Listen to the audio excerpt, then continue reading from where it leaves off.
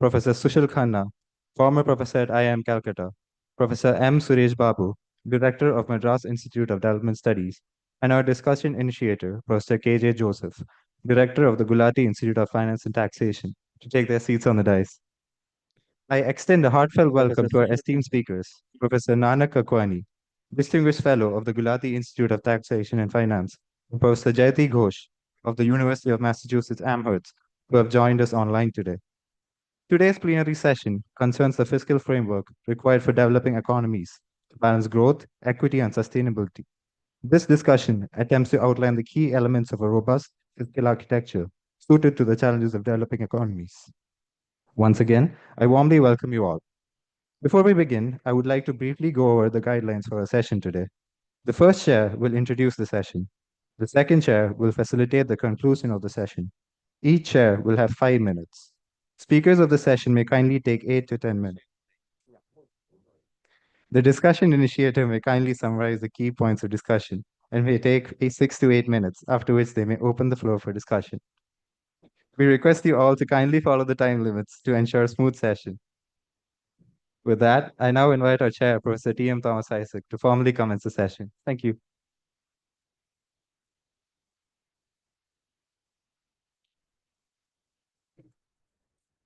Respected panelists and dear friends, what should be the objective of fiscal policy in a developing economy? I'm certain there should be no difference of opinion. It must be to accelerate the growth, improve the distribution so that people have a better life. Can this be discussed? Can fiscal policy in a developing economy discussed without reference to kind of resource transfer that had been taking place and is taking place from the developing economies to the developed countries? I want to raise this fundamental question. We live today in a strange world of Trumps who just doesn't recognize the history, all colonial plunder and ongoing transfer that is taking place. For most of the developing countries, the objective of fiscal policy has become, um, say, appeasing, let me put it that way, the short-term capital. Recently, I had been to Sri Lanka for a week. So I went with great expectations to the first Independence Day celebration. The speech was on beautiful island and smiling people. So carefully, didn't want to rock the boat. Whatever being done, say old age pension to the elderly, or restarting of the subsidy to the fertilizer to the peasants, and some little things like that, lay down. Nobody wanted to rock the boat. They don't want something like Greece happening in Sri Lanka. And this becomes objective of the fiscal policies.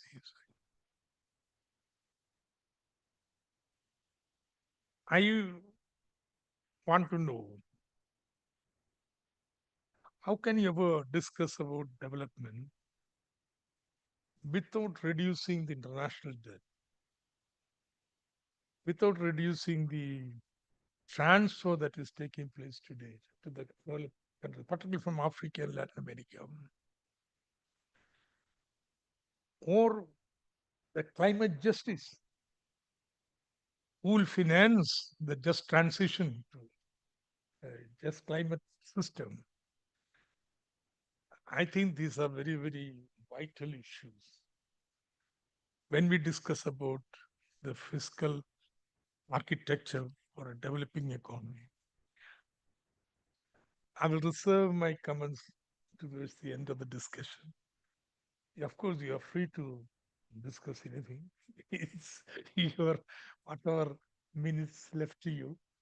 You have a very eminent panel here, and with sufficient insights into political economy. I think we'll have a very interesting session. So, Hazib, bravo. Thank you, sir. Yes, please now.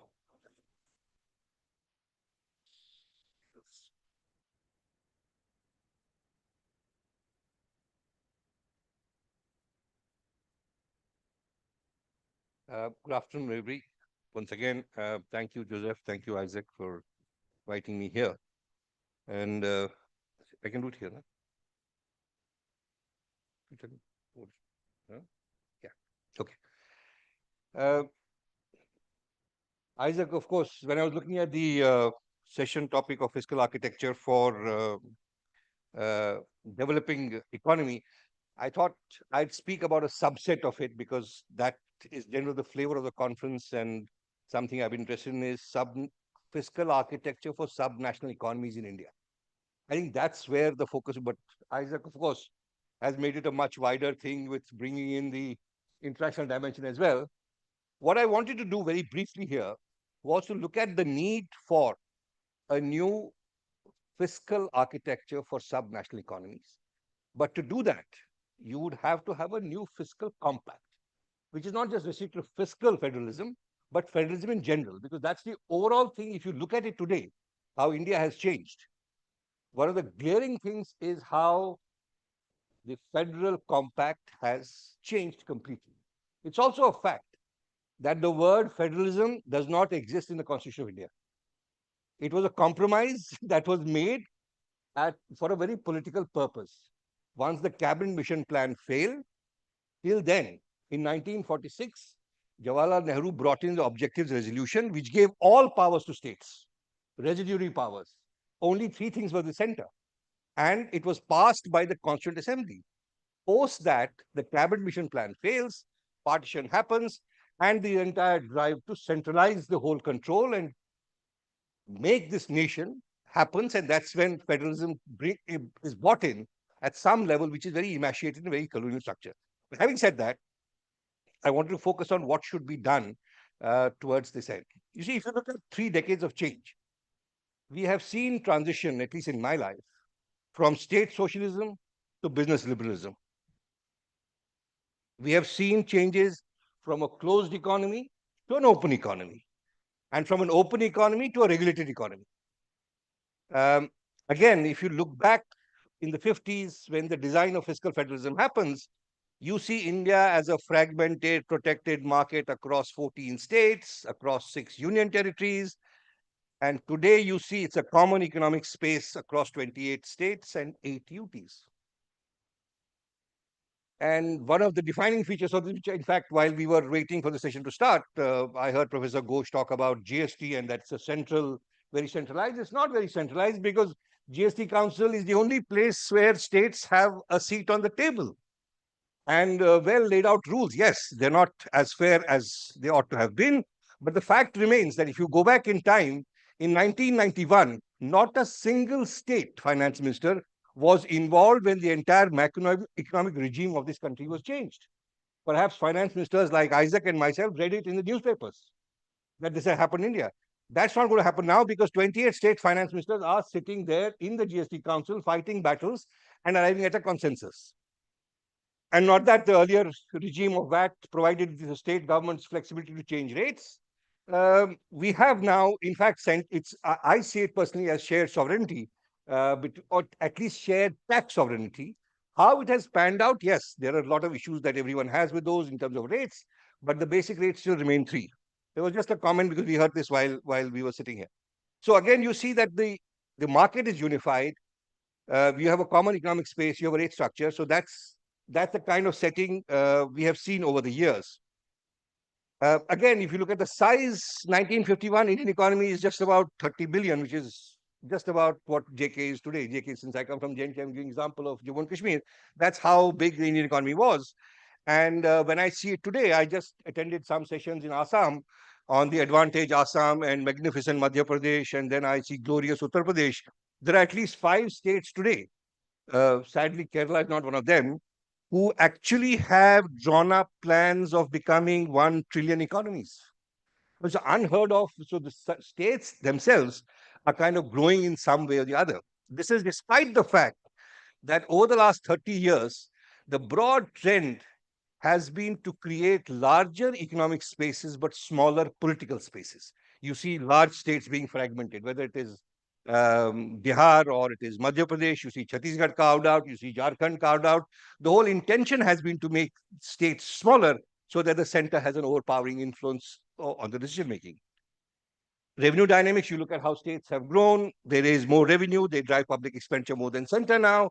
So the play, now despite all this, um, we have a framework of fiscal federalism which doesn't suit any of what we are going through today. The constitution design suits a closed economy, we are an open economy. So, and despite everything, despite the size, despite the changes, despite the new economic regime, the federal fiscal framework has remained unchanged. In fact, it doesn't start even at independence. It starts somewhere in the Government of India Act 1935. The devolution formula is there itself, written in those periods. So it's very colonial in its moorings. And we need to reform this whole sector. We need to reform the entire framework of fiscal federalism, which is based on contemporary economic realities. And the shift has to go from what the government requires to what the economy needs and the market requires.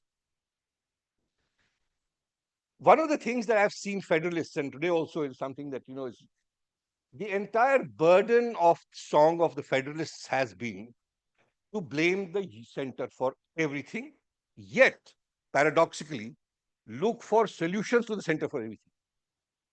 Now, I think this is the right time when we should start looking at moving away from vertical federalism to some degree of lateral federalism. I think that's a change that we require to do.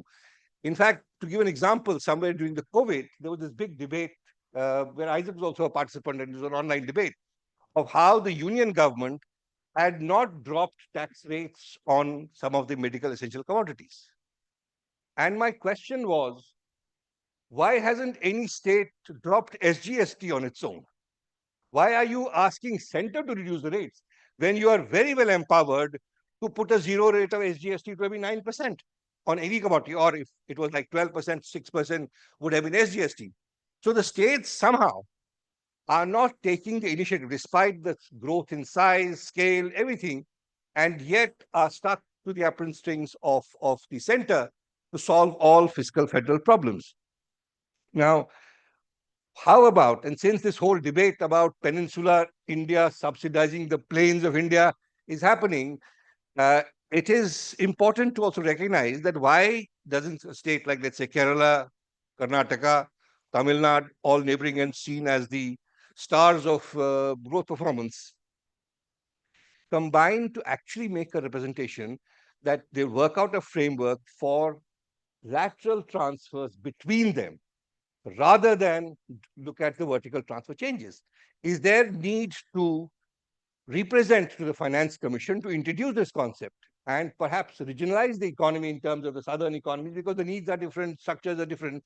Is there a case for doing this so that the transition today central controls everything?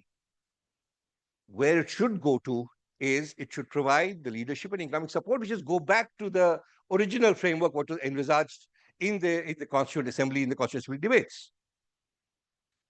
Now, again, we are still focused 50 years from now, from where it started, on one simple issue of federal finance, which is revenue sharing. Revenue sharing of government as a percentage of total has come down, relatively speaking. It doesn't have the same impact that it would have, that it was there in 1950s when public investment, for instance, drove the Indian economy. Today, it doesn't do so.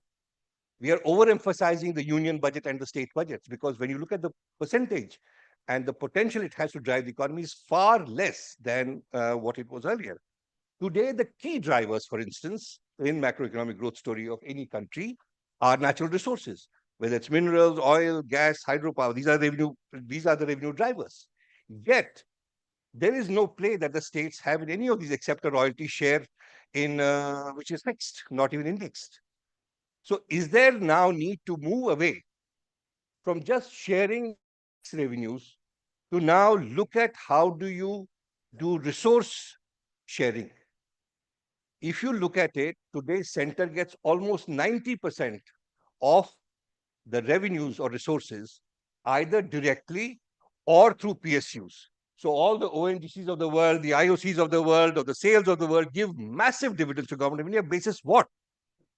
The entire resource base lies in Northeast. I can give examples of J&K. 92% of NHPC's revenues and consequently its dividend is drawn from the waters of J&K.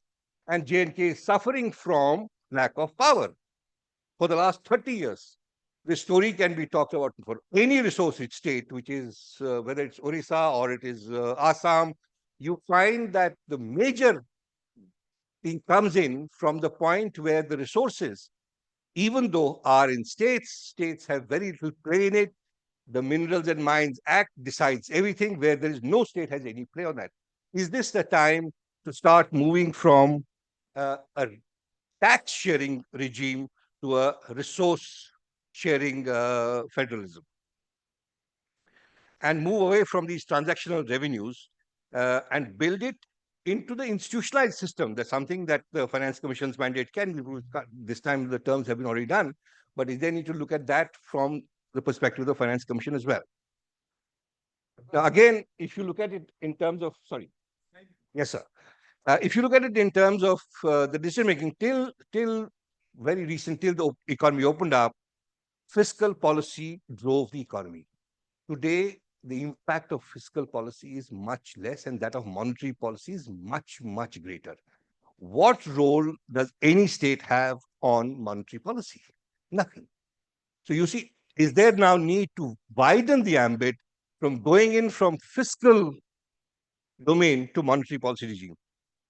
Reserve Bank of India has regional boards. They don't even meet. Is there a need now to ask this question that can we convert the Reserve Bank of India into a federal reserve model where states have a play, exactly in the form of GST Council that you have the states sit with them and then discuss and take it forward? The other very important issue is, which we have seen move from a controlled economy to a regulated economy, is what role do states have in creating the regulatory framework? Nothing. All regulators are center regulators. Apart from the mandate, even the appointments are all driven by the center. If there's a TRAI or it's a CERC, all of it is determined by the center. So today the regulators have become extended arms of the center, which again causes the obverse of that is that the states have no play. So we need to federalize the regulatory functions to align the executive, legislative, judicial across these tiers. Otherwise, we are stuck in a time warp, and it will not have the same relevance for an economy that we are seeing now. So we need to craft a new federal compact, redesign the federal framework for an open, regulated economy, expand tax revenue sharing to include natural resources, as I said, and unshackle the state economies, broad base, provide them with the regulatory play that they need to build their own economies. And that should form the basis of it. But while I was here and I attended a couple of sessions, it was a bit of a scary thought that I'm now seeing young scholars trying to work out a model that all states should have the same pattern, same budgets. So we are in some way going into a very dangerous territory of one nation, one election, one tax, and now we'll have one budget. So if that is indeed so, then we need to, I think, worry about ourselves. But and as I said, that the conundrum I have with federalists is while you blame the center, you look at center for solutions. But the real political problem is that how does federalism work in a country where out of 28 states, 25 states are ruled by one party? And today you are appointing first-time MLAs as chief ministers. You don't want any dissent happening from there or any experience. Now, how will federalism survive in this country if that is the kind of mandate? I think that's the moot question. And for me, as somebody coming from Jammu and Kashmir, federalism died on August 5, 2019, when a state was converted into a UT all constitutional changes were made. Now, if you want to rebuild federalism, it's going to be a long, arduous task which requires political consensus more than economic theorizing. Thank you very much.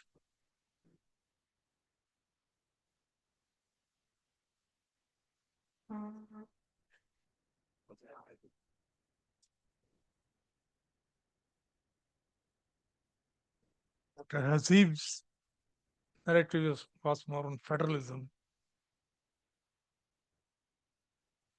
You will have a chance to respond to me, but raise the question now.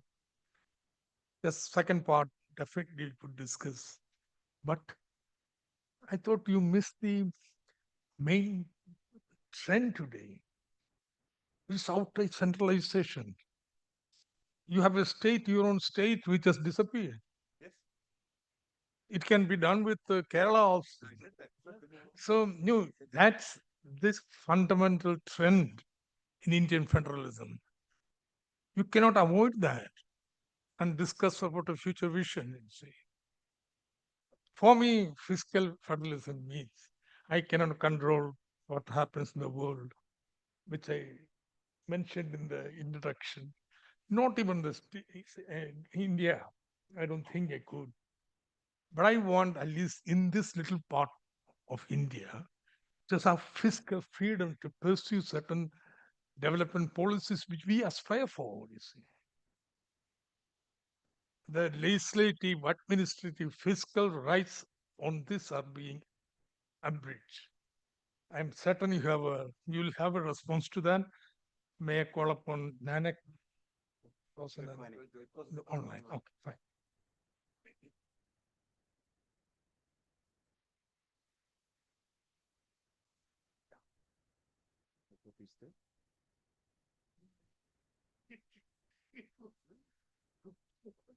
Professor Kakwani, the floor is yours. Okay, shall I? 10 minutes. I think you have to limit yourself with 10 minutes. Okay.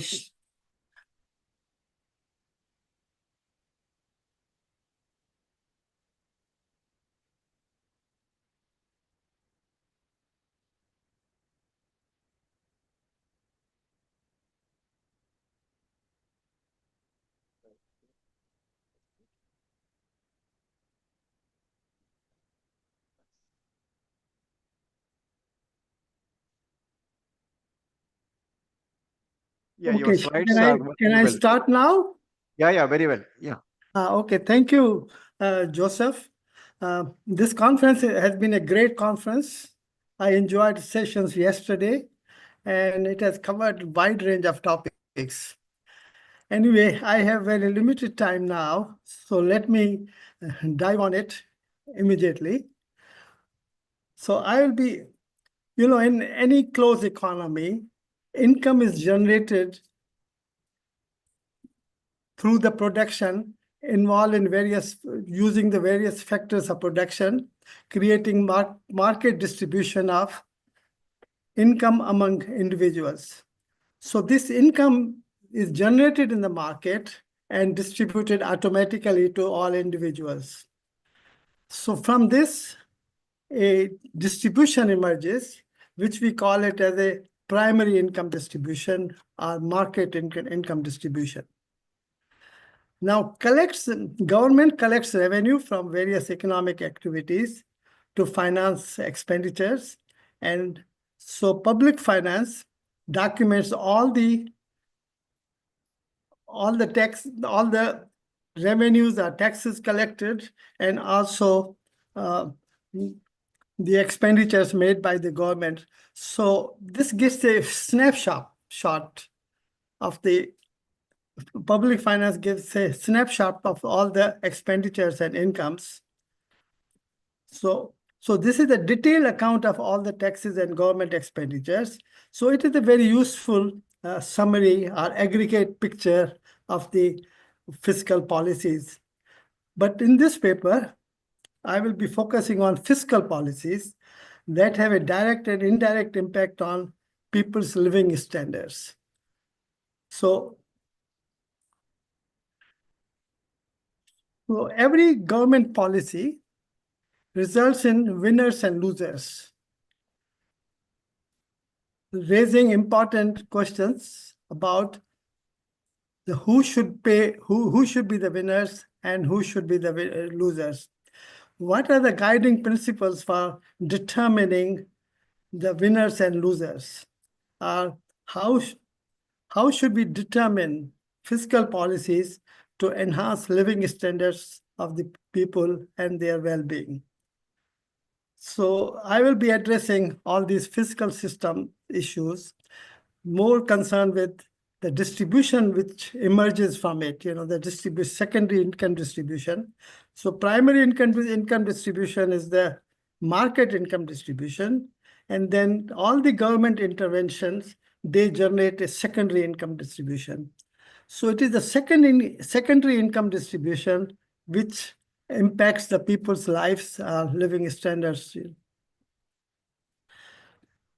Now, the literature has largely overlooked the link between social welfare functions and the progressivity and redistributive effects of fiscal systems. We talk about progressivity and redistributive effects of taxation and expenditures and all that, but we never connected with social welfare functions. So which measures the people's well-being or economic well-being, social welfare functions.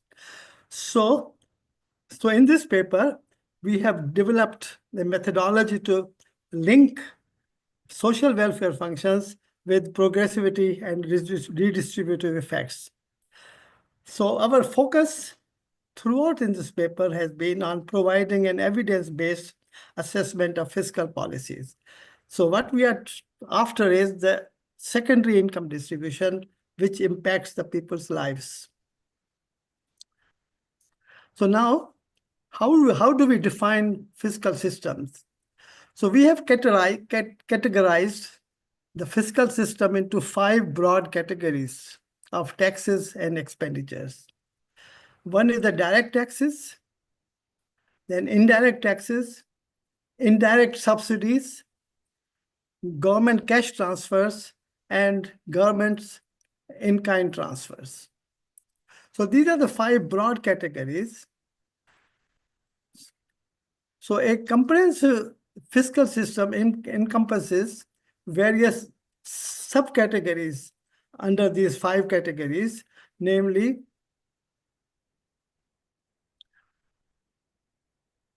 mainly the taxes on, say, petroleum, excise taxes on petroleum, durable goods, tobacco, alcohol, and which typically have different tax rates.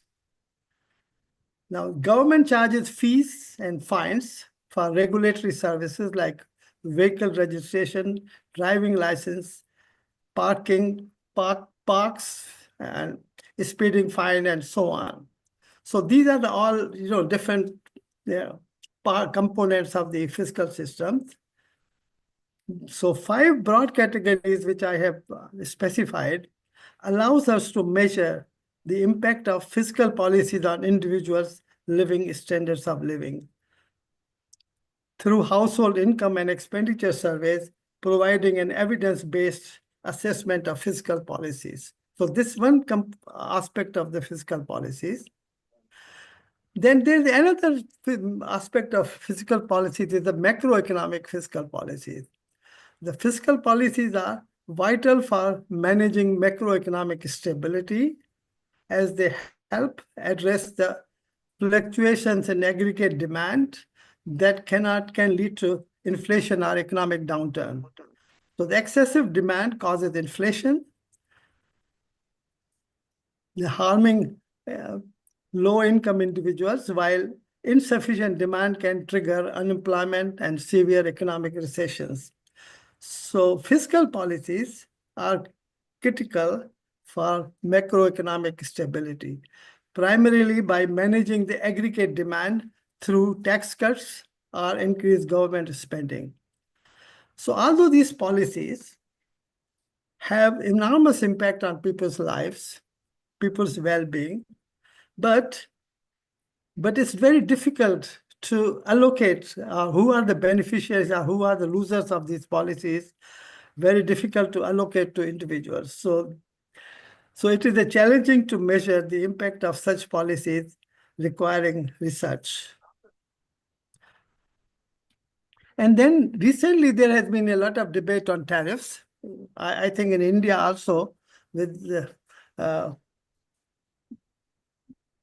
Trump becoming president of the United States, and he is putting tariffs on on every imports from every country in the world. So India is also included.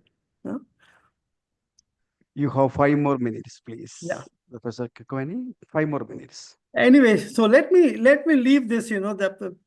But point I'm making is that these tariffs are paid by the importing countries. All the imports, when they arrive in the country, the tax is immediately paid, and therefore they are paid the importing. But somehow Donald J. Trump has given the impression to us American people that they are paid by the exporting countries, which is not correct. But another thing, that Chinese export to America are mainly low value added with a low price elasticity, which means that most of the burden of the tariffs in America will be borne by the poor. So it has a unintended consequence of increasing poverty. This tariffs in America.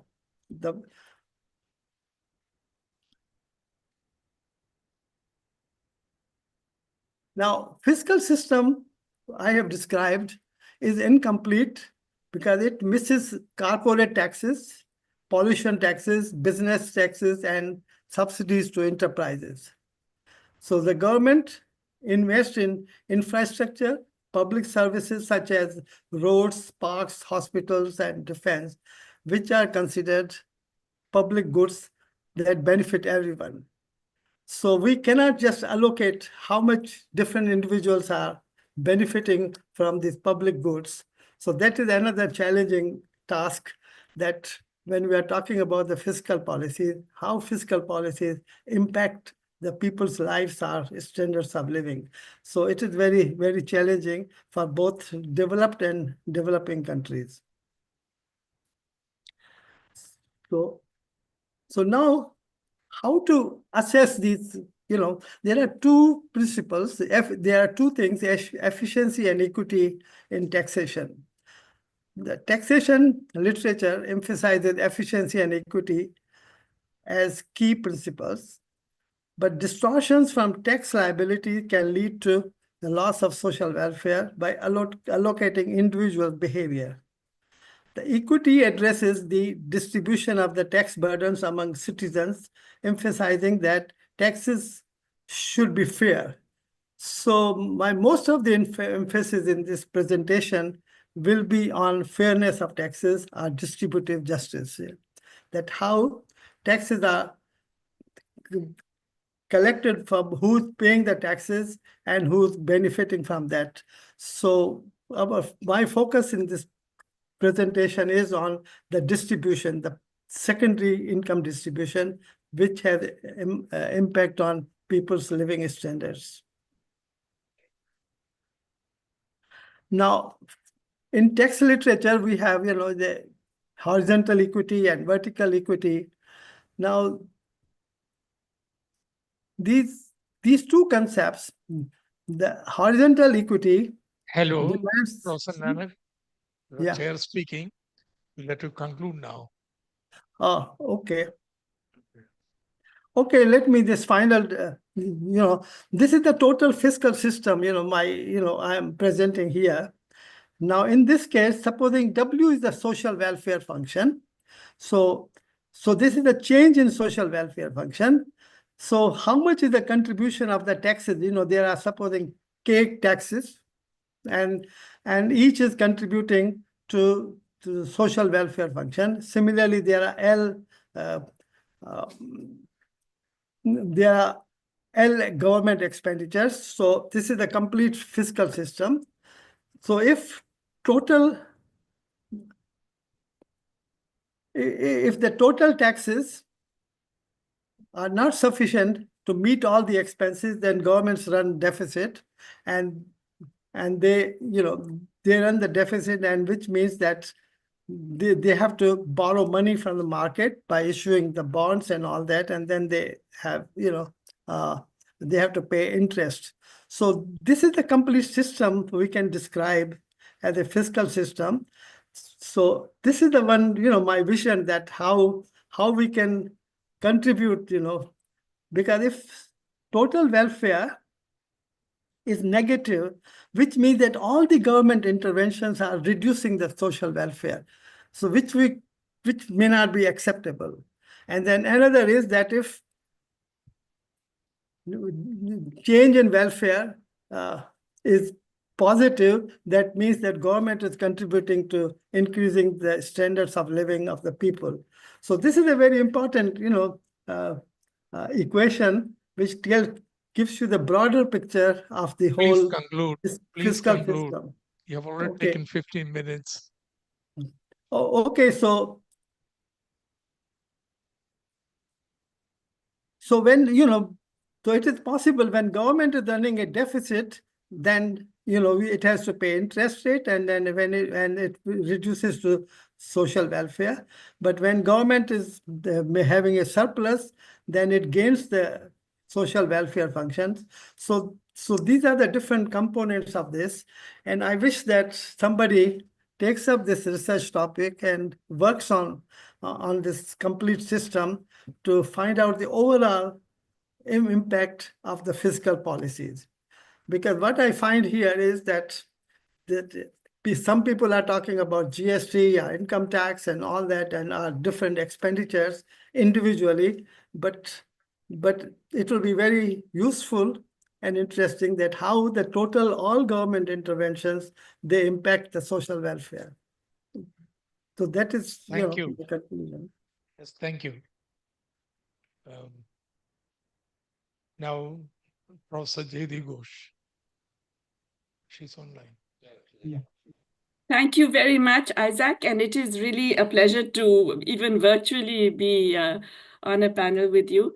I think you began in a characteristically sort of broad way and raised a lot of important issues that I imagine perhaps have not been that much discussed in the conference so far.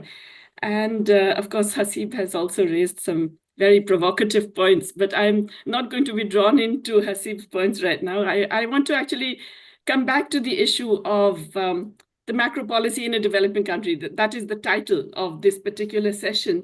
And I want to look specifically at what is often presented as this the two different objectives of fiscal policy, one being economic growth and the other being distribution and welfare, if you like.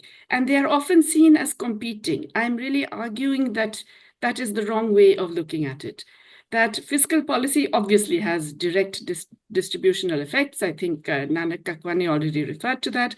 And we all know that progressive systems are, in that sense, better, more desirable for many reasons. Regressive systems not only impact the poor adversely, but they also generate other issues. But I want to emphasize that specifically with regard to countries like India, what we are seeing is a fiscal policy that is regressive and therefore also reduces the possibilities for growth. So the standard notion is that you need fiscal policies that deliver growth, and typically that is seen as the kind of thing that would incentivize large corporate private investment. So fiscal policies that deliver growth are those that in different ways provide incentives or subsidies to large capital. Fiscal policies that deliver distribution and welfare are seen as those that would perhaps tax them more and generate more public services that affect the poor, and maybe direct transfers as well that affect the poor and the middle classes. We are seeing in India that, in fact, this is a wrong dichotomy, because the whole emphasis on prioritizing or privileging large capital in fiscal policy has not generated more rapid growth. If anything, it has given us a real demand constraint. We are seeing private investment not picking up. We're seeing public investment, therefore, in the last few years, having to rise and to some extent fill the gap, but it has not generated a concomitant increase in private investment. I'm leaving out a few crony large capital investments. I'm looking largely at the overall investment rate. And that is not picking up for a simple reason. There isn't enough mass consumption demand. And that absence of adequate demand in an economy that is supposedly growing at 5 to 7%, or whatever number is being generated at the moment, that absence of domestic mass consumption demand is the most essential reason why we are not getting up a pickup in investment. So I'm essentially arguing that a country like India, with a very large informal sector, with all of the structures and inequalities that we know about, and the different sectoral contributions, the inability to transfer workers out of low productivity activities, the problems plaguing agriculture, etc. A country like India, and we're not the only one, we're an extreme version, but there are other countries like this, needs to think of a fiscal policy in which distribution is, but also about generating growth of the market. And that really means that we have to move to a much more progressive policy in many ways. And this is not just about welfare, I will re-emphasize, it is about the macroeconomic impact.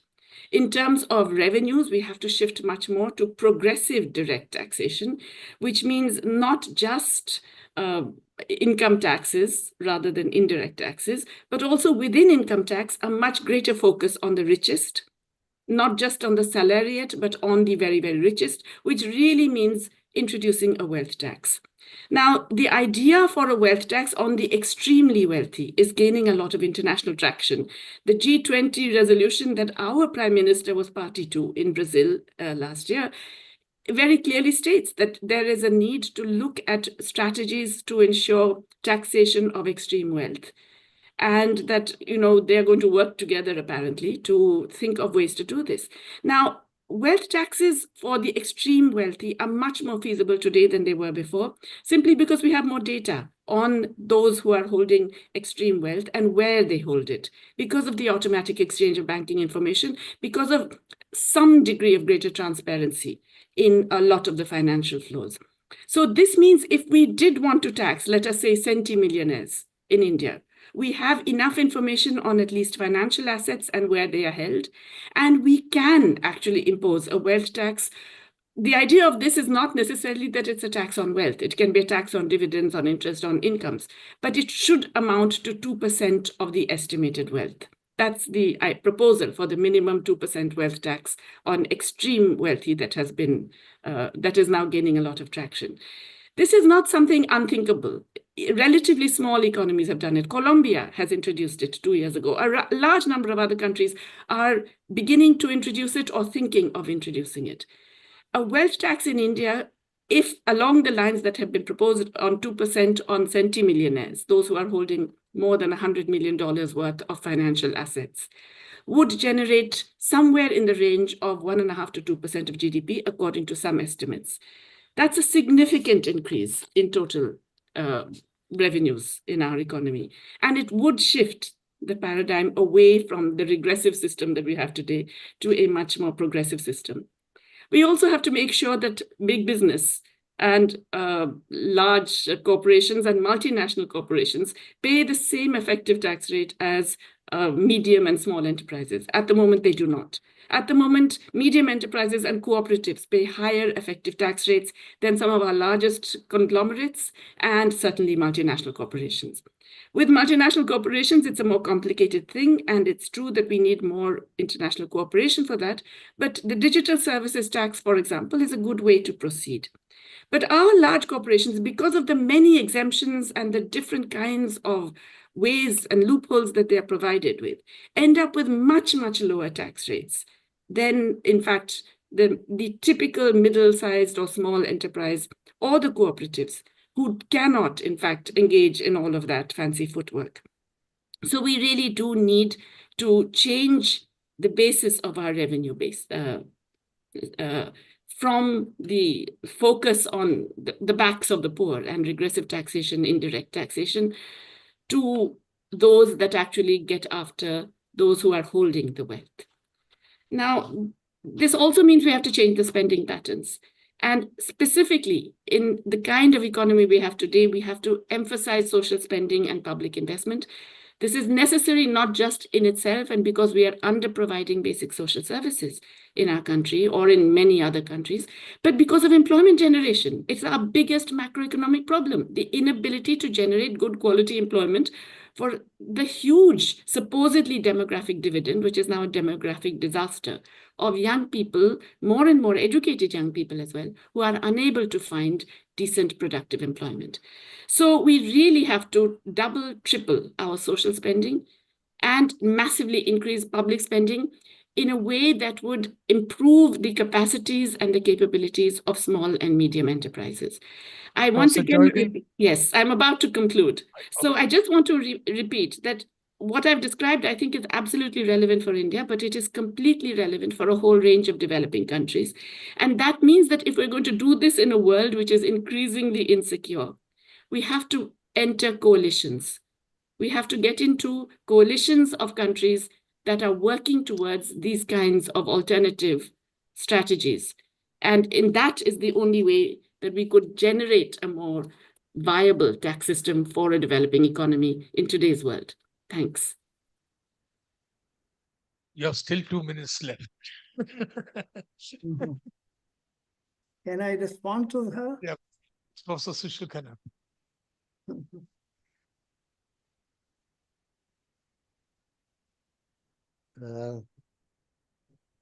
Thank you for inviting me, Joseph. And I am afraid coming right to the end, not in a mood to repeat what has already been said so many times. Let me begin by a few things which Mr. Dabru, Dr. Dabru began with. Firstly, we are discussing, the whole discussion last 2 or 3 days has been what we call the fiscal architecture, means in a way the fiscal system in a country like India, which, to quote the very first line of the Constitution, is a union of states. I want to repeat this line because a union of states, that means states come first and the union comes later. The union is formed by the states.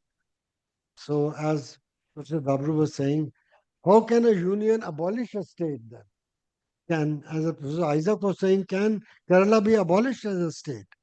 So, if this can be done, the fiscal matters and the way arbitrary manners in the central government can impose rules, restrictions on the thing is a political challenge to us.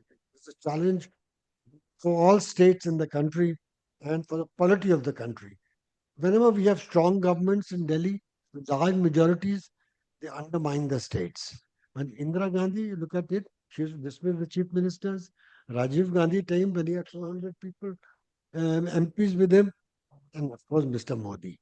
So, and when they were appealing in the Supreme Court, when they were, many of us filed a case, including some of my friends, against the abolition of Kashmir, I expected that the Supreme Court will not uphold the abolition of 371 because in the past they have allowed so much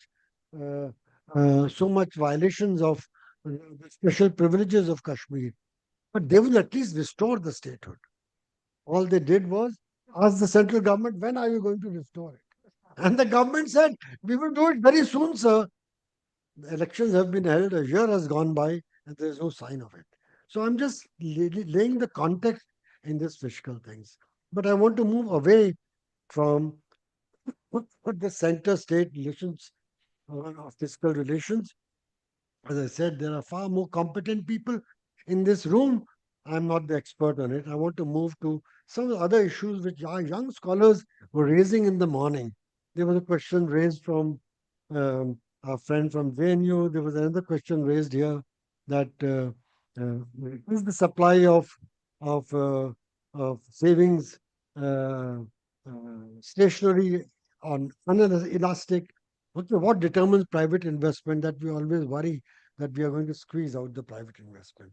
What role does fiscal policy have in a time like this when private investment is shy? Does it have a counter-cyclical role, which is what we used to learn in our school economics when we used to learn Keynes that at times the state has to take the initiative and invest? Or should we state be worried about its 3%, 2%, 1% target that it has set for itself? Okay, but let me come back to this. As Dabru was saying, as we have some other people have mentioned earlier in the day, that the economy has changed a lot since the days of the 80s when our financial markets were very small. uh, the only source of money which companies had or private sector had was nationalized banks or what we call development financial institutions like IDBI, IFCI, and so on and so forth. If you did not get the money, you could not start a project, and so on and so forth. Okay, there has been a sea change since those days, and one of the sea change has been that India's financial sector has become with far more depth. What is more dangerous is we've opened up our markets to international financial flows quickly, and and I will like to believe at great cost to us. So let me just give you an example. Pinaki was talking about how the stock markets have crashed and how many households are holding stock assets and mutual funds and SIPs, which is called, systematic investment plans. Every month you put some money into stock market and so on and so forth. And one reason is that after Trump has come to power, roughly $100 billion have flown out of India. And when $100 billion go out of India, the RBI, to stabilize the value of the rupee, has been releasing dollars from its reserves, so bringing down its reserves, which would squeeze the money supply because it is selling dollars and buying and getting rupees in exchange for it. And that is the liquidity crisis that in the banking sector that you're reading every day in the newspapers. So so we have opened the central bank has our monetary policy is today not easy to handle because it is called the trilemma. Either you can target exchange rate or you can target the interest rates. You cannot target both together. And we have a fiscal constraint at the same time. A government that thinks during a juncture like this, so households are in a crisis. Pinaki showed, he did not mention, but let me mention that even the real wages have been stagnant. At the lower end, the rural wages, urban wages have been stagnant for the last 5, 7 years, since before the COVID 17, 18. And which means that the demand, what we call the bottom of the pyramid demand, has been very low. Of course, a lot of Mercedes are being sold. You must be reading about those kinds of things. But at the bottom of the pyramid, what we call fast moving consumer goods, those things which you hang from pawn shops, because a poor man in India buys, you can buy only two biscuits if you like, in India. India is the only country where you can do it. You can buy one sachet of shampoo for washing your hair, because the earnings are so low that when a worker gets job, he's tired in the evening, he buys a sachet for 1 rupee or 2 rupees and washes another bath. So this market is being squeezed also, and that is one reason private investment is shy, not taking place. The other reason of private investment being shy and not taking place is of course there's a crony capitalism. Some guys are able to push out anybody else and buy their assets at a throwaway price. So if I am somebody like GKV, whose airport was taken away, I will not bother to invest today. I'll wait. I will either siphon my money out to Dubai or some other place, or I will do things. So both things are happening.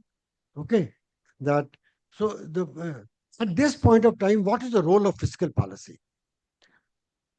Luckily for us, partly in the name of regulating the economy, and at that time, the government during COVID also cut taxes on corporate sector. So today, corporate sector pays 25% tax, and somebody like me on a pension and somebody like me on pension pays much higher taxes. Okay, so the third thing the government has done, and again this has an impact, it has hollowed out the public sector company. Public sector company gave large dividends, as the Habru was telling, more than 1 lakh crores, 1.5 lakh crores. Okay, they were the major investors also in the economy. In 2008-9, when the private investment fell, their investment is equal to private investments. Though corporate sector investment has expanded, but and what this government has done, it has hollowed out the money. It forced ONGC to buy SPCL and give 16,000 crores, 26,000 crores to government. So the one of the largest, which is the company with the largest foreign assets investment abroad from India was ONGC. You have heard it out. I can give you examples after examples. And all this has impact on the earnings and the revenue generated by to the states. Because when the economy slows down, when you deflate the economy like this, the only thing they have done is given some interest-free loans for capital expenditure to states, which, if you looked at the state finances report last year, RBI has helped states to expand this thing. So I believe fiscal policy has the old Keynesian role to play to expand pine. It needs flexibility. Of course, there should be limits. You can't go on spending indefinitely. But at a time when the economy slows, deficits are less important at that point of time. When the prices are rising, capacities are full, that time you should be tightening. The state should not add to that fire by tightening the thing. That is the role fiscal policy should play. Thank you.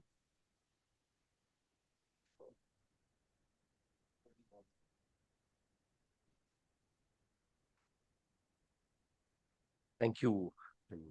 Thank you, Joseph, for this opportunity to be here today. As the last speaker, I have an advantage. I have to talk very less. And I think already the stopwatch is on. I can see it in Hazim's mobile.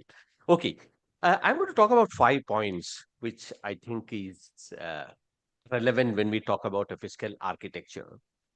Broadly, in terms of the contours of what we could think as a fiscal architecture. Point number one, on the resource mobilization side, we find that there is a drastic shift, and that shift is basically a shift towards greater reliance on consumption taxes, which means that the new development model that has come to place has moved away from the old central element of a broad based, low progressive taxation to more of a consumption tax. Now, we know that once when we move to such a situation, the progressive personal income tax has been put into a lesser of importance. And more importantly, we find that VAT has came onto the center stage. But one of the difficulties which we encounter when we talk about VAT or this kind of a new development tax regime that we are talking about is that we find that consumption taxes pay very less attention to the question of equity.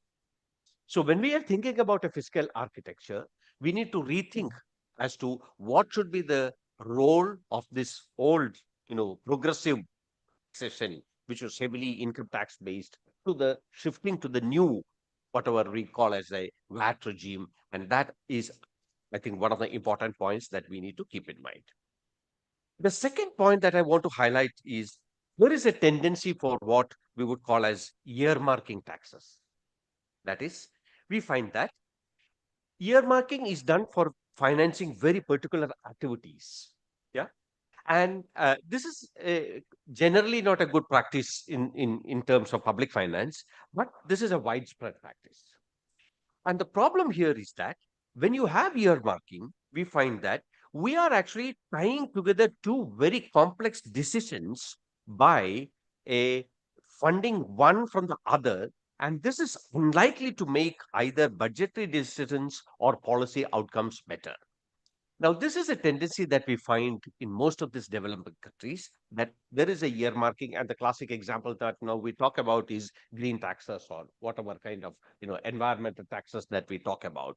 We need to rethink about that and how we should actually be imposing or funding such kind of activities that to be thought of. Third, of course, is a major area where there have been a lot of deliberations, and I don't want to emphasize much on that. That is the question of decentralization and resource sharing. Well, the whole tendency now is to have a very narrow resource base for the local governments, yeah, because their resource base is getting eroded, and we see the tendency from top to bottom in that sense. But then the problem here is that once when the resource base is shrinking and when it is narrowing, and once when the functions of these local bodies as well as the lower tiers of the governments are increasing, well, they are tied in terms of resource crunch. Now, how do we evolve a fiscal architecture where there is an equal space for this, lower tiers of the government is a very important thing that we need to keep in mind when we talk about the new fiscal architecture. Last two things. Well, this is something which Isaac had actually flagged. When we are talking about a new fiscal architecture, we also need to think about what today we call as a global fiscal commons. Now, what are these global fiscal commons? Potentially taxable entities or transactions with some characteristics involving more than one jurisdiction, which actually gives both risk as well as opportunities. Classic examples: international businesses, footloose industries, cross border portfolio investors, FDI investors, mobile skilled workers or professionals, of which Joseph keeps talking about. Yeah. So, how do we bring in these kind of what we call as global fiscal commons into the ambit of a new fiscal architecture is a major challenge. Currently, the practice is in terms of a network of bilateral income treaties as well as tax treaties. Now, are developing countries, including India, benefiting from such treaties or not? And how do we really incorporate this new or the rising, emerging global fiscal commons is a challenge which we need to keep in mind. My final point is what Hazib had already mentioned. That is, well, when we are talking about a fiscal architecture, we also keep in mind we also need to keep in mind that we are talking at a time when central banks' autonomy and independence is also shrinking. And ideally, central bank's autonomy could be in terms of three aspects: the personal matters, and I don't want to touch upon that because how the appointments are made or whatever kind of things. Second is the financial aspects. Again, I don't want to touch upon that because we know that how much of central banks profits have to be shared or whatever it is. But the third aspect is very important. That is the conduct of policy. And when we come to the conduct of policy, well, there are two kinds of independence that we see, which is very relevant and which emerges from the literature. One is the goal independence, and the other is the instrument independence. And we find that in developing economies, especially with the emerging global trends that we are seeing, and especially with the rise of these global fiscal commons, we find that both goal independence as well as instrument independence are actually shrinking. I'll stop here and will be very happy to take up some questions. Thank you. Yes, Professor K.J. Joseph will initiate discussion. Initiates events. Yes. I think initiating a proper discussion on the 6 eminent presentations, if I were able to do that, I would have got a Nobel Prize. I think so. I'm not getting into anything of that dangerous job, but rather I would like to stand behind them and ask a few questions. The first question could be when we are talking about thinking about fiscal architecture of a developing economy, I would rather reflect upon the need for change in our fundamental articulation of public finance in a developing economy.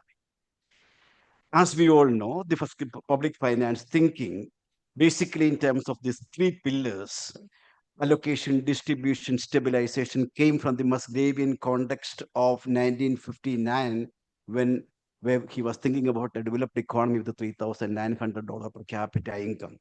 Now, when we are thinking about a developing economy today, should we think in terms of four pillars: allocation, distribution, stabilization, and fundamentally development. If Musgrave was born in India, the first term in the pillar would have been development.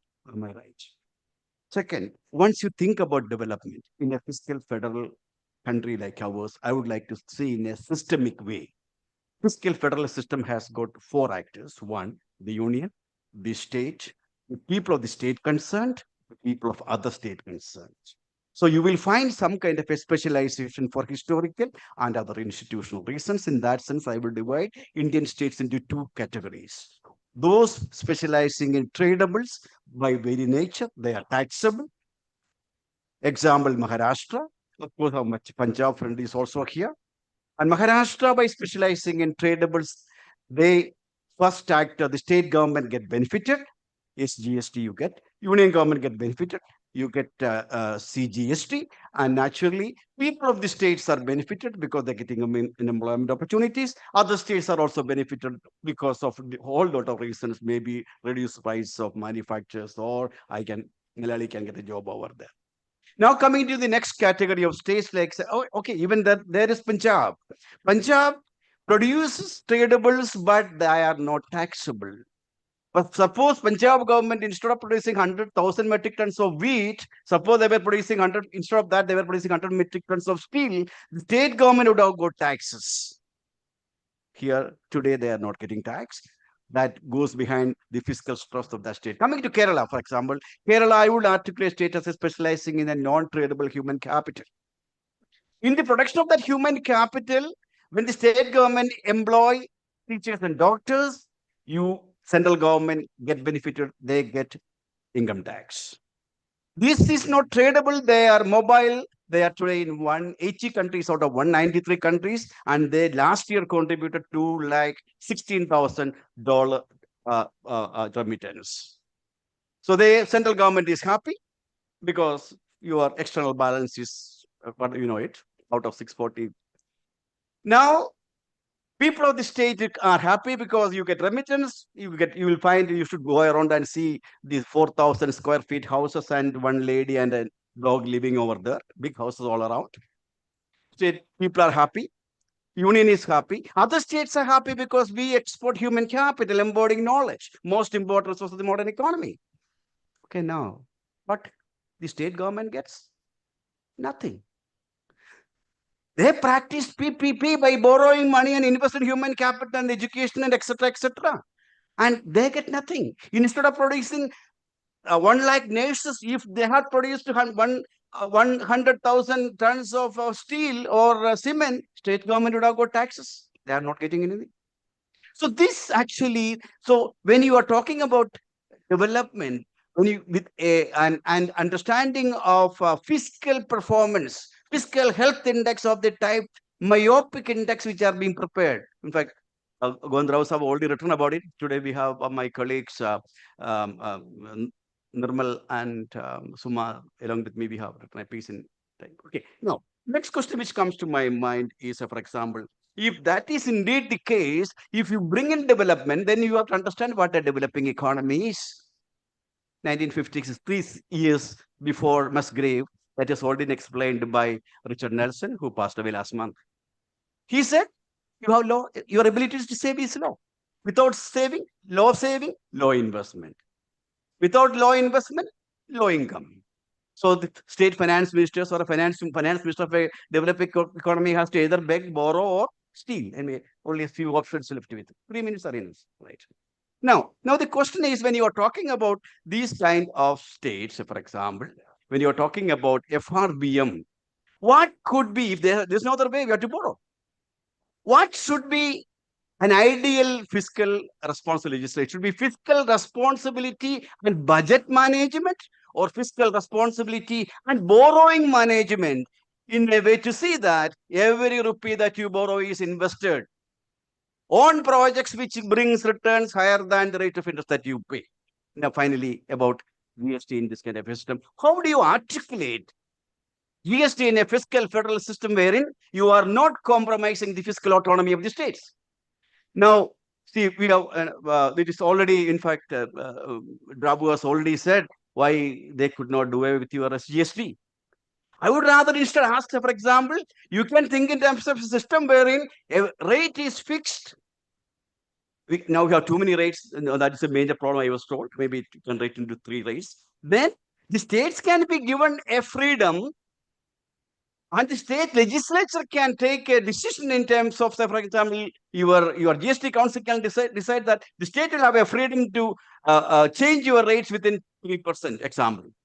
And within 3%, the state government can decide, okay, I will reduce only if my rate will be 1%. That is the state legislature can decide. That is a true democratic decision base, wherein the states and the union are playing their role. So I think these are the important questions that comes to my mind when you are articulating basic public finance in a developing economy. I think I will stop here. I propose that we take a round of questions. Can indicate which member of the panel will be responding. Then we'll have a round of response. Yes, please.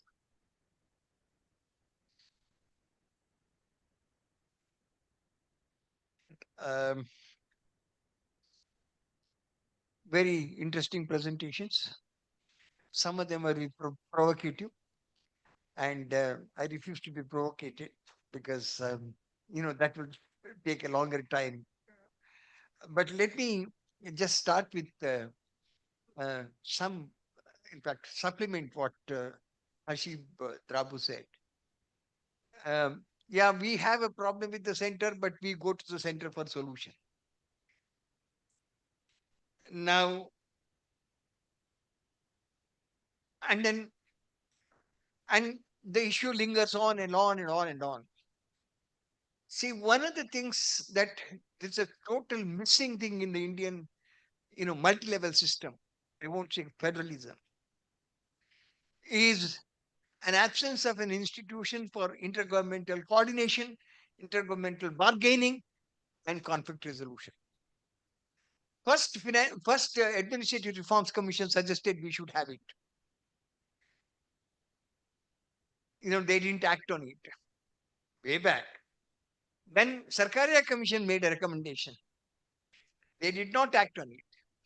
Vishwanath Pratap Singh, when he came to power, said that, I want to make this reform, and created what is called the Interstate Council and placed it within the Union Home Ministry. That's right.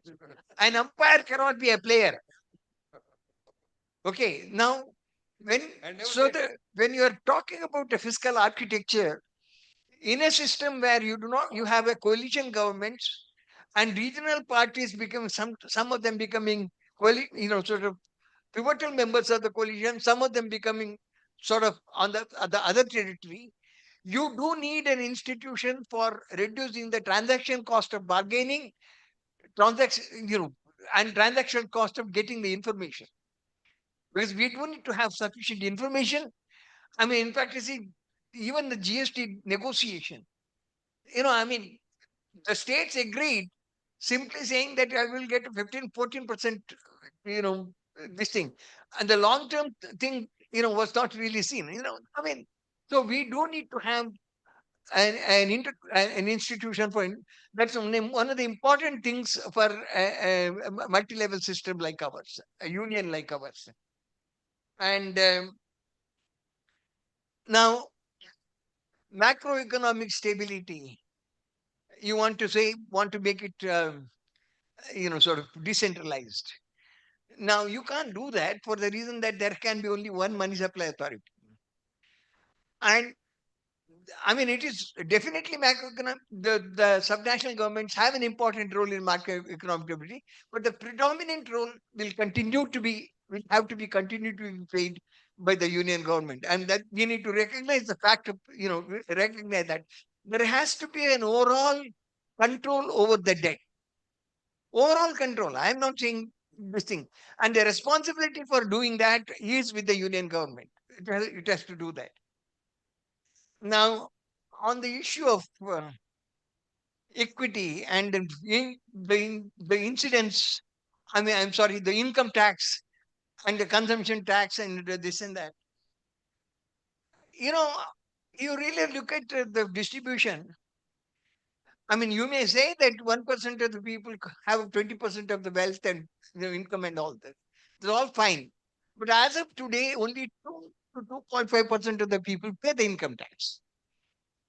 Now, any redistribution that you're talking about within the income tax or progressivity you're talking about is within that 2%, 2.5%. If you really want to have a much more dent on the equity, then the wealth tax of the type which Jayesh said, she said, is that the one that has to be done? That would require a lot of international agreements. I mean, I'm going to talk about that tomorrow. So in a situation like that, and then the equity has another dimension which we always forget whenever we talk about public finance. Equity in a country like this is empowering the poor in terms of their ability to earn more and giving them better education, better healthcare, better skill development, and the like. That is done by the expenditure side of the budget and not the tax side of the budget. I'm not saying that that should be financed by the poor people only, but then you will have to find a way of dealing with that in a different manner. As I said, one way of wealth tax. But even if you have to say a non-regressive GST, I would take it and empower the poor so that their income levels go up as we go along. And then finally, I have this thing on. Musgrave was posed this question: why are you saying only allocation distribution? I have personally asked this question to him. I mean, he has a very simple answer. Stabilization is macroeconomic stabilization, which also includes employment. It is not just that you see, I'm just, sort of inflation thing. I'm also including employment, and macroeconomic stabilization includes growth. It doesn't exclude it. I just leave it at that. At the back.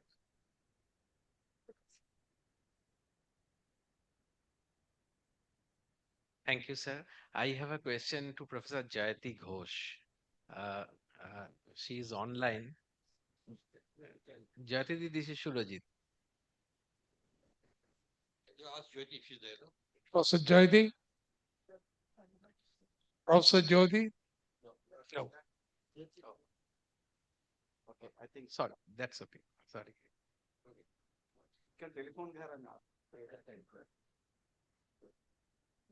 Okay, should I anyway make the point?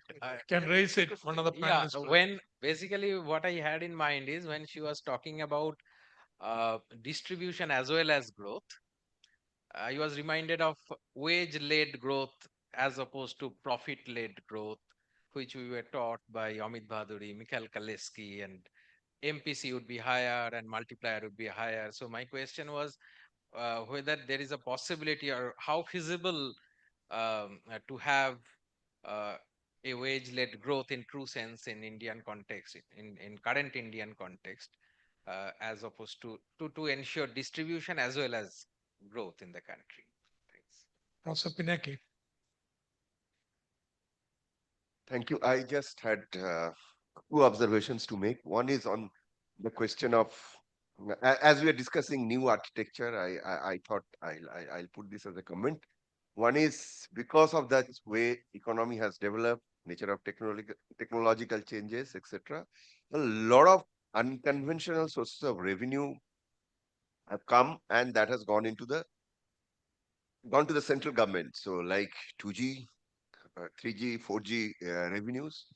Then of late, the volume of RBI transferred to the government of India is also very high.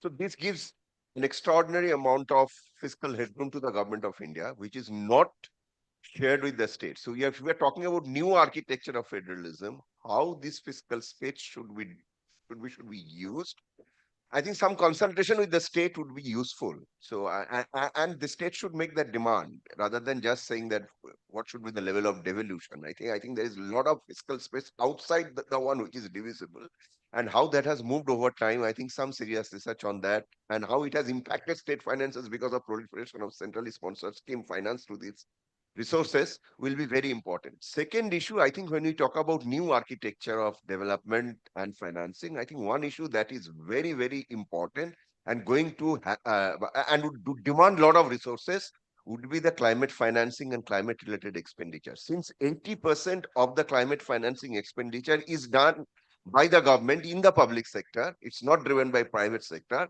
So in that case, all the global commitment that we make on to mitigate climate change, I think would require large expenditure at the national level, state level, and the local level. And what that expenditure requirement would be, we have absolutely no idea.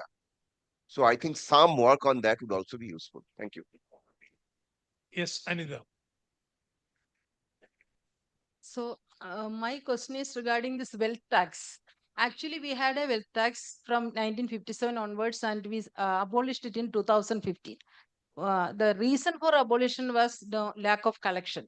Every year, I think the maximum collection was only less than 1,000 crores. So and also there was a lot of administrative burden. That is why we abolished it. So again, no, we are introducing a wealth tax. Is it progressive, or is it possible to solve the issue of income generation? That is my question. I think, okay. Last question. I just have one thing, like thinking of the new tax architecture, one need to seriously think about the local finance taxes and what are the possible options to actually improve it. Basically, because you know that what one level we say that there is a tussle between center, state, and all that. Now there is another issue that many of the activities, local things, are actually being uh, uh, conducted at the local level. So one has to really look at the ways, maybe some technologies to improve the collection of local taxes, and whether some kind of disincentivization is happening through these transfers and all. That's something I want to raise. Yes, that concludes the questions. Whether you have the first chance. Not really. No, of course, when you look at it from the perspective of a new architecture, one of the reasons why one has talked about monetary policy is not that you have to share that sovereignty, but increasingly the Reserve Bank has been tasked with developmental role, very distinct developmental role. Now, part of that could have come from the 4 state boards that they have, and increase the participation of the development. Plus, the other thing which we found during COVID and during the crisis, one of the, if you go through the RBI Act and you look at it closely, one of the roles that RBI has never played is to infuse risk capital into the system. With the strongest balance sheet in the country, which central government uses for its own purpose, starting with what Raja Chalaya did, that the first transfer was 150 crores dividend sharing, but now it's gone to levels that are absurd. The provisioning of that risk capital and seeing if you can, and given the diversity which we keep talking over the fiscal side, diversity of the economy, can we look at some elements of sectoral credit policy, which are relevant for different regions? If you go back in time, again, RBI was very driven by the fact that you have to have a busy season credit policy, a slack season credit policy, and you are adjusting to an agrarian economy. Now that you have diversified this, you have all kinds of sub economies which are getting size of 1 trillion in 4 or 5 years. That role is something that one was envisaging in terms of seeing how you can share that. Plus, again, the question that Pinaki raises is very, very important that, how do I share exceptional revenues? Now, you don't share exceptional revenues because you're not a part of the decision making. If you are a part of the regulatory regime, states had a role to play. You consequently could have shared 2G revenues. You are appropriating all these newer forms of revenues by building institutions that are extensions of the center's own arm. Automatically, everything then starts getting into it. What also we are not seeing now, again, something which is relevant, is that our states becoming very protectionist. You are seeing after this whole regime change, states are now trying to be protectionist. Are you now creating a new setup where states become very protectionist, and Assam is now reacting to certain things with IOC. Orissa has reacted to it. Goa is to talk about mining thing. If you mine here, iron ore or whatever, then 50% has to be deployed in the state. So you are getting into waters that are uncharted, which is why there is need for a new compact. There are two parts to the story as I see it, going beyond fiscal things. There is a compact with people which needs to be honored, which the union government has, and there's a compact with states that needs to be honored. Over time, there is this great tendency, and which is where I and Isaac differ completely on one issue for a long period. I see the third tier doing nothing but cannibalizing the second tier. And from top, you're appropriating a large element, and you have these local bodies and stuff creating no space for the states. And with states becoming smaller in size, their clout is becoming, their political clout is becoming stronger. And that is something that would end the entire structure of political economy and democracy that you created over time. But the origins of it lie in the in the fiscal policy and fiscal federalism, which is outdated. So we need to look at it from not so much from government perspective. We need to federalize the economy rather than the government, because government has its own layers, and that I think is an important distinction, which will take us to, because an interesting, I think, the scholar is sitting here talking about how do you do market federalism, which is one extreme part of it. But I think it's evolved from here on to the level where it becomes a requirement for the markets rather than just a policy initiative at the level of the government. That's all from me. I just add a little bit. The central government did share service tax. It was a new tax, and that happened UPA time. And there was the only way states were persuaded that they will get a major share of it. Of course, you're right. Other things are not decided. On the wealth tax question, India has changed a lot from those times. That time, the income tax rates were about 90%, marginal tax rate. Tax rates are very low today.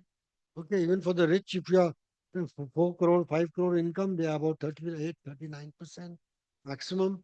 And wealth is easy to track now, which was not possible that time.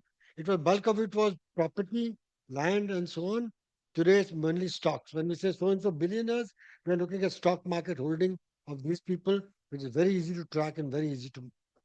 So it's not difficult at all in that sense. Okay, we can leave out the houses and flats and properties, which some people may have substantial amount, but the really big wealth tax is all around the financial markets today. Yeah, thank you. Yeah, completely agree with Professor Govindrao's comments. But my concern is that, well, there's only 2% who are paying income taxes. But even with that, what the kind of a regime that we are seeing is to provide more and more exemptions and then, push people out and increase the limits. So I think that that and on the other hand, you may have a problem in terms of having this kind of consumption taxes which are increasing, which is so you have a peculiar situation where you are actually giving in a lot of exemptions on one side.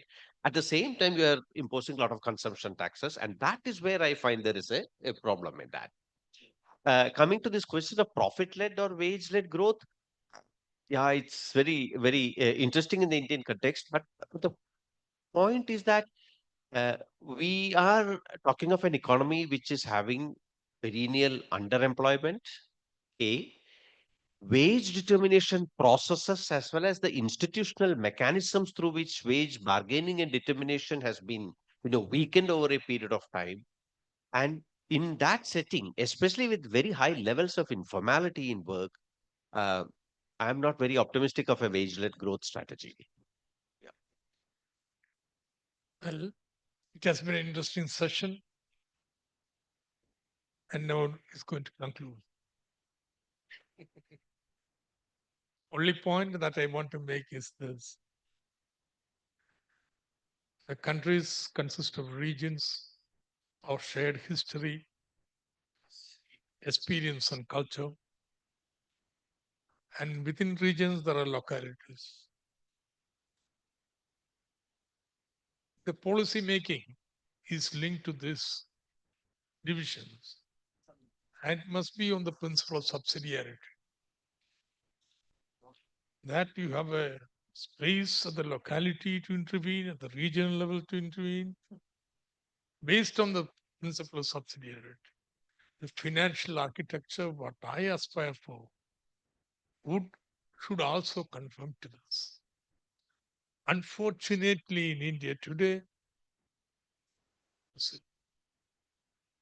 only silver lining I can find in this is that Union Finance Commission has recognized local government. Something in the 73rd, 74th constitutional amendment bids we never envisaged. There's all state finance commissions. But that's only silver lining that has happened. Otherwise, it's very dark. But many aspects have been illuminated in the discussions and question. So thank you very much. I think it's fit time to conclude. Thank you. Thank you. You shy away from a fight here. As we come to the end of the fourth plenary session of the conference, it is my honor to extend the vote of thanks on behalf of the organizing committee. I kindly request our distinguished chair, Professor T.F. Thomas Isaac, present mementos to our panel as a token of our gratitude and appreciation. I invite our esteemed speaker, Dr. Hasibe Drabu, to receive the memento. Thank you, sir. I will give to you are right. The most important, my great major leader.